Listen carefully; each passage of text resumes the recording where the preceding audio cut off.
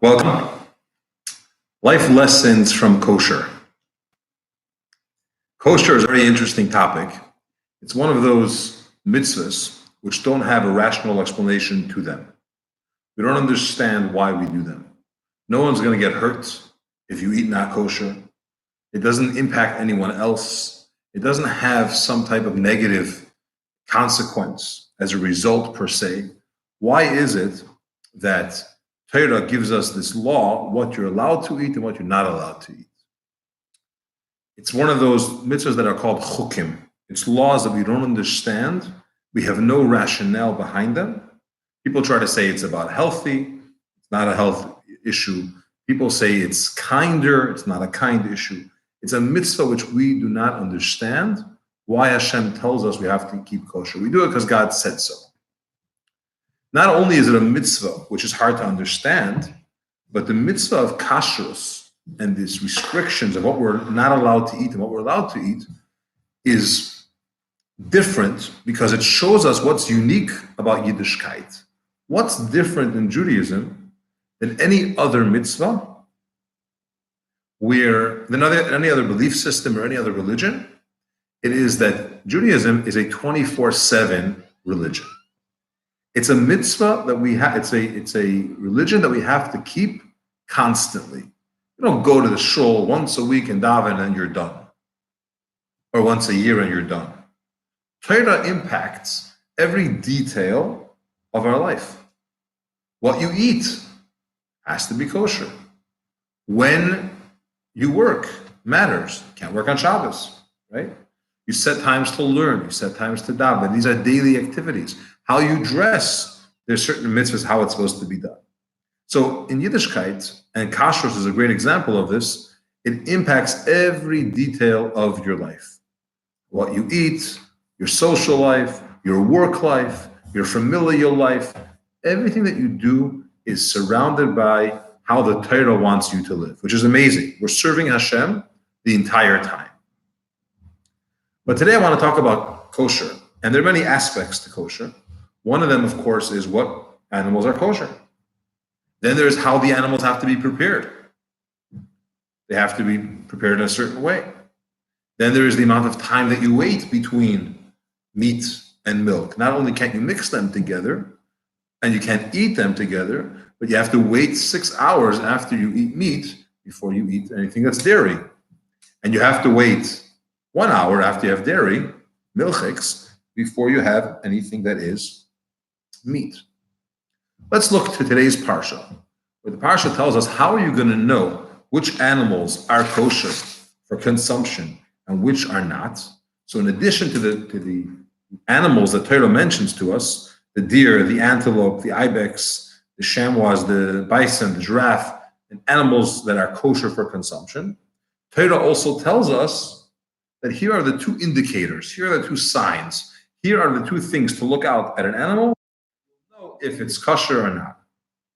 Item number one is it has to have split hooves.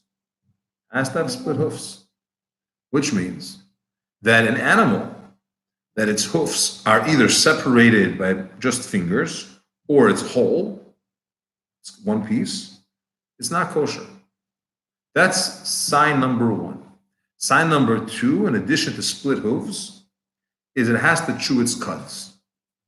Chewing its cuds is a process of how the animal eats, multiple stomachs involved, and it eats the food. It goes into the first stomach, and then it goes further and it re-chews its cuds multiple times. If an animal does both of these together, then it will be kosher. It has to have split hoofs, and it has to chew its cuds. Animal that has only one of these is not kosher. For example, the pig, it has split hooves, but doesn't chew its cuds. Is it half kosher?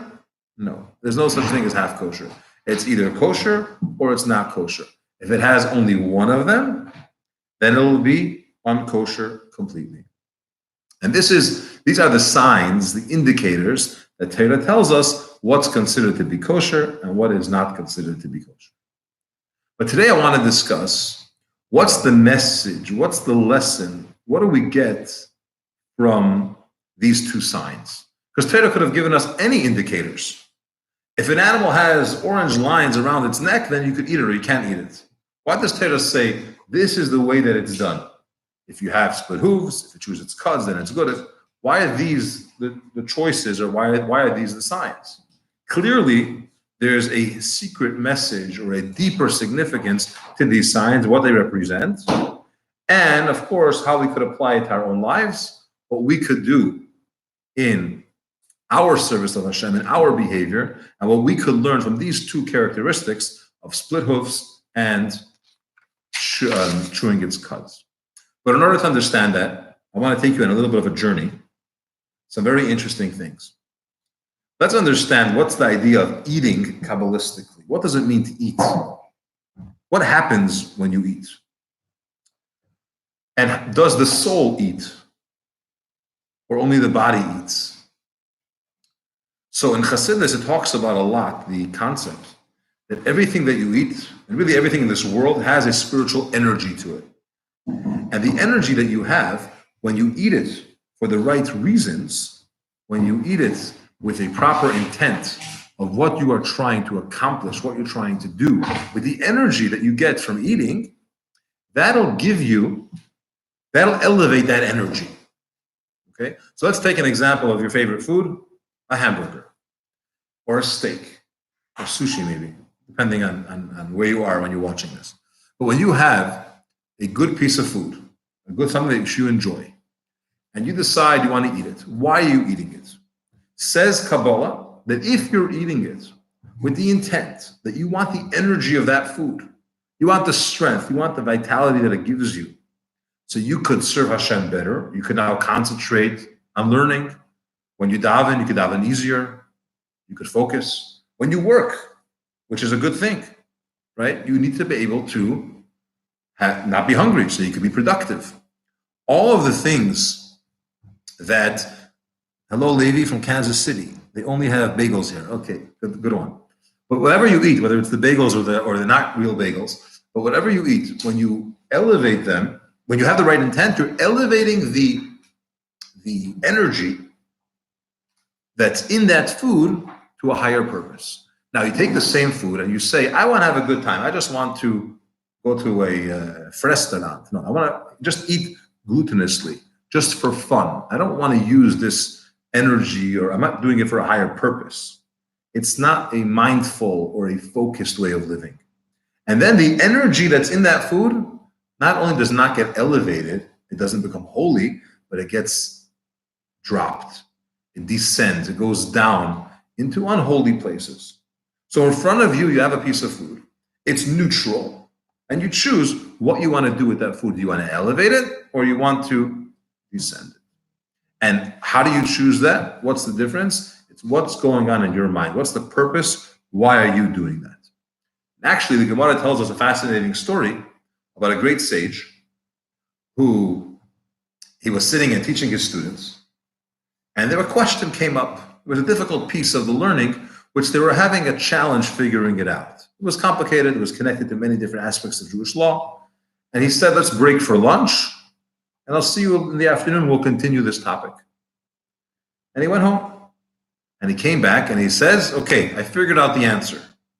And he explained the reason why he was able to figure out the answer is because for lunch, he had, the Gemara says it was a very fatty piece of meat and aged wine. And probably it wasn't something that he had on a regular basis, but he felt that he needs a little more clarity in his mind. And he felt that this food is going to help him to have that clarity. So he ate it. Can you imagine the energy that's in that food? That energy, that godly strength that's in that food, and it's really in everything. But by doing it for the right reason, it now got elevated to a higher purpose. And this is the attitude we have to have. By the way, it's not just food. It's anything that you use in this world. The goal is elevate it one level. Okay? So vegetation, how do plants survive? How do they grow? They have soil. Soil is the lowest category of creation. And the soil gets elevated by nourishing the plants. Plants also get elevated. You know how? When animals eat them. Animals eat these plants. The plant goes up a level on the chain. And you see also in the levels, right? Plants grow, soil doesn't grow. Animals have a consciousness. They could respond, they could react, they could communicate in some level. They're at a level higher than vegetation. So it consumes, let's say, the hay or the grass, which is vegetation, and now it went up a level. And then the animal gets consumed by the human. And it goes up a level, and it goes even higher. And the person, how do we get elevated? When we connect to Hashem, when we do godly things, when we allow ourselves to be consumed, not like an animal or a vegetation that's eaten, but we get connected, we do more spiritual things. Anything that a person does, the energy in that activity or the godly force that exists in that piece of meat or whatever it is gets elevated and it goes up. That's why you find, really interesting, in Chassidus it talks about, there are many types of pleasures. Some people, they like food. It tastes good. It's a very low level of pleasure. It's not very refined per se. It's not very sophisticated. It doesn't take a lot of cultural finesse to appreciate it. It's food. It tastes good, you eat it. But then there are people who like, for example, nice music. It doesn't taste, you don't put it in your mouth, but you appreciate the music and you have pleasure from those sounds. But then there's a higher level of enjoyment, and that's in understanding something. When a person understands an idea and they get it, they have an enjoyment from it. It's pleasurable to them. So you could always grow and elevate energies depending on what you're elevating and depending on the reason why you're doing it. That's why it's one time the Rebbe Rashab was eating, the fifth Lubavitch Rebbe was eating, and the food that he was about to eat fell off the fork. And he said, it doesn't want to be elevated. And he ate it. Because he felt every act he was doing, it wasn't just, I want to eat because I enjoy it, it's delicious, it tastes good, it's fun. But there's some spark here that I'm going to elevate through doing it. That's the general idea of eating. And when a person has pleasure from other things, for example, when a person enjoys good music that's coming from a good place, that has, we'll call it holy lyrics, or sometimes there isn't even any words involved because it's beyond words. The atmosphere, the mood, the feeling that's created has energies in it. And when a person does it for the right reasons, those get elevated. Not only does that get elevated, but he himself gets elevated as a result. The person gets elevated. There's a letter from the previous Rebbe who writes to a person who was involved in working and he didn't have a lot of time to study any Torah. And the previous Rebbe impresses on him the importance of setting aside time to learn Torah. Because when you learn Torah, especially in your own home, there's an energy that's created as a result of that learning. And that energy goes up. That energy impacts the entire environment, the entire house. The fact that there's a chumash or a holy book on the table instead of on the shelf, and you're using it, makes it holy. So anything that we consume, any activity that we do, any experience that we have, there's godly energy there. And it gets elevated, it gets absorbed, and it impacts. And that's the purpose spiritually, that not just is the body eating, but the soul is also participating, also eating from it. Now, how do you know if you're elevating something or not? How do I know if the activity that I'm doing is kosher or not, in a spiritual sense? If it's food, look at the food. If it's kosher animal, you have to make sure it's prepared correctly and not mixed with anything else and not prepared in non-kosher dishes. But you have the two signs that Torah gives you. You do them, and you're good to go. How do I know if my spiritual service, my experiences, my choices that I'm making, are they kosher? Which means, are they the right thing to do or not? So let's look at item number one. What was the first sign that we have if something is kosher? Split hooves. If the hooves are split, we know that it's kosher.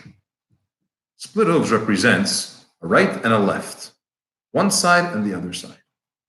The right side in Kabbalah is the part that comes easy, the part that comes naturally. Certain people like to do various activities. You have people that love hosting guests. So they'll do it all the time. It's a mitzvah, but they enjoy doing it. It's part of their nature. They like when people come and they eat with them, they stay with them. So they're like the best hosts, right? Because they like it. Other people, they enjoy learning. They like to read, they like to understand things, they appreciate deeper concepts. So they learn a lot, but it's almost like it's their nature. That's their personality. That's the things that they have fun doing. So they'll do it. What happens when it's the left side? When it's something which I don't like to do? Like the person that really, really likes to learn, maybe he doesn't like to have guests. Maybe he likes to be more quiet, himself, private, read or learn. He'd rather do that all day. But then there's someone that needs help. He doesn't really like to do that. You know how you know if it's kosher? If you do the split hooves, you don't only do the things that you enjoy doing, but even the mitzvahs that are a little bit harder, that you have to force yourself, that you're not always in the mood, you don't like it, you do those, that's how you know that it's really kosher. And the Gemara tells us a fascinating story in Tractate Avodah Zarah, page 18a. The Gemara says like this, that when the great sage of Yesi ben Kisma was deathly ill, his colleague, Reb Chanina ben Tradya, another great sage, came to visit him. And they were talking. And they were talking about the fact that this sage of Yesi ben Kisma is such a learner and such a great teacher that even though the Romans said you're not allowed to learn Torah, and if we catch you teaching Torah, we'll kill you, he didn't care and he still taught Torah. And Reb Chanina ben Tradya told him, I'm not so sure that you're going to go to Gan Eden. What do you mean? I'm not going to go to heaven when I pass away. I'm going to be punished. Even though I gave all these classes and I learned with people, and even though it was dangerous, and if the Romans would catch me, they would kill me, and I had to hide in basements and cellars and attics in order to teach. And he said, I'll tell you another thing that I did special. One time, it was Purim. I was collecting money for families that needed money, that didn't have. And I had two pockets. One pocket I kept my own money that I had, and the other pocket I kept the money that I was collecting for the people. And somehow I mixed up the two. I had some money, I wasn't sure, is it this one or the other one? Is it the one that belongs by me, or is it the part that I'm collecting for others? So I was all confused. And I said, you know what? I'm going to take the money that I think was mine, but I'm not sure. Maybe it belonged to the pocket that I was collecting for. I'm going to give it away to them. So I gave away the extra stuff. And it probably was my own money, but I lost it. I wasn't sure how much I collected, how much was mine. I got confused. I gave the whole thing to charity. So when the Chanina ben Tradya heard that, he said, whoa, 1 second. No, this is a problem. This is great. You are for sure going to Gan Eden. The question is, why does this mitzvah of tzedakah all of a sudden send him to heaven? And the fact that he studied Torah and taught Torah, even though it was risking his life, that's not good enough to go to heaven? The answer is, and it's such a beautiful thing, that maybe he likes to learn. So of course you're teaching because you love teaching. Even though the Romans are going to kill you, but you like to do it, you really want to do it. So he's going to do it anyways. But now that Rabbi Yesi ben Kisma saw, Rabbi Chanina ben Tradya saw that Rabbi Yesi ben Kisma is not just learning, which maybe he enjoys, but he's also doing the other side of the split hoof. He's giving tzedakah and just giving away, I don't know, maybe it's not mine, I'm not sure, take it anyways. That's a different characteristic. Usually a person that's very studious and really enjoys to learn and likes to focus and emphasize, usually they tend to be someone, of course they're kind and giving, but not in that way of just take and without calculation and just throwing out. They tend to be more systematic, more organized, more thought through. They don't just throw it away. So this is the idea that he saw that this sage, you're for sure going to heaven. Why? Because you have two opposite types of mitzvahs that you've done. And no one can say, he only did it because it's his nature. He only did it because he enjoys it. He only did it because that's what he knows or that's what he's used to. He did other mitzvahs too. He learned and he went to be kind to other people. So this is really the concept of what it means to have split hooves in a spiritual level. How do you know someone's kosher? If they don't only do the mitzvahs that they enjoy or that they tend to lean towards naturally, but if you do the mitzvahs in addition to what you enjoy, the ones that come a little bit more difficult, they're not really your nature, they're not really your initial choice, and you do those, that's how you know that what you're doing is kosher and really you're doing the right thing. What's the second sign of kosher? Chewing one's cuds. Chewing the cuds of a person, of the animal's food, chewing its cuds, represents that you need to chew over and see, why am I doing this activity? Am I doing it because I like it, because it's fun, or is it the right thing to do? You have to think. When you make a decision, when you make a choice, chew it over. Make sure that your motives are good. Make sure you're doing it for the right reason. Make sure you're not fooling yourself. For example, a person has a responsibility. He has to go help someone out. And he says, I'm going to go do some davening now. Is the davening, is the praying that he's running to do or she's running to do right now coming from a good place? Or are they using that as an excuse because they don't want to help someone else out? So it sounds like, hey, that's a great idea. Let's go daven. But in truth, davening is a good thing, but in truth, they're using it as an excuse, as a way out of doing what they're supposed to in a different area. So chewing the cuds represents, we even say it in English, we say, I want to chew it over, right? I want to think it over. It means you don't just swallow it, you check, you reflect, you think about it, you chew over a few times to figure out, is this what I should be doing or not? How do you know if it's the right thing? Maybe you're fooling yourself because you really want to do it. So you're like, yeah, it's a good thing to do. The way to do it, the Rebbe says, is to have a asay l'charav, which means a mentor, a mashpia, someone, a third party that you come to and you say, hey, I have these two choices of how to spend my summer or what to do tomorrow, or I'm not sure about something. What should I do? I could either daven or go help somebody. Of course, you have to daven 3 times a day, but just as an example. And the third person, this objective outside person looks at you and they say, I think you should do it, or I think you should not do it. And the great thing here is that it's an outside person. So they don't have the same tendencies that you have. They don't want it as much as you do. They're not trying to get out of something. They're looking and saying what's right and what's wrong. And that's what the Mishnah says. You should have a Rab, you should have someone, a teacher, a master, that you ask your questions to, your dilemmas, you discuss it with them. And they help you to get out of this confusion. They help you chew your cuds and think over, what is it that your decision that you're making, is it for a good reason or not? And they tell you what to do. And therefore, your Rav, this master, this mentor, does not have to be smarter than you, greater than you. He just has to be not you. So they don't get carried away. They could be objective and look outside of the dilemma or the choice and make the choice. So kosher, first and foremost, is the food that you eat has to be kosher. And in animals, we know it by these 2 signs of splitting its hooves and chewing its cuds. But everything that we learn in Torah has a deeper message. And the deeper message here is twofold.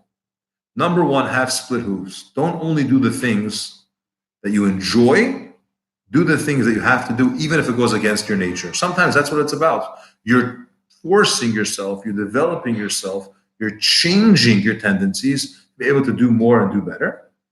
And the second one is chew your cuds. Just because it's holy and spiritual doesn't mean it's the right thing for you right now. Think about it, discuss it, go to a third party and get advice. And this way, hopefully we'll make the right decisions and everything that we do will be kosher and we'll be elevating the world around us to good things, to wonderful things, and for ourselves, for our families, our communities, and for the entire world. Thank you for watching, and of course, subscribe, share, and be sure to leave any comments, questions if you have.